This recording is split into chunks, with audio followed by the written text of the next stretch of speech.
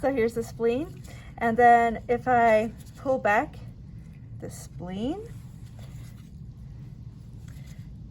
right here, kind of hard to see, this white piece of tissue over here, this is the pancreas. So it looks like a piece of fat, but it's, you know, it's an organ. And this is the liver over here. So you have the liver on the right side of your body and you have the spleen on the left side. And above the spleen, you're gonna have this muscle here. This is skeletal muscle. This is the diaphragm.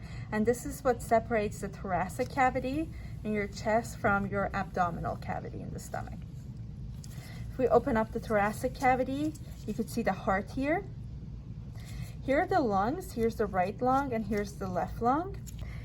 Moving up in the neck area, you could see, I pulled back some of these structures here. So you could see right here, this is the thyroid cartilage. So this is the anterior view of the larynx. And this over here is the trachea, which is the windpipe.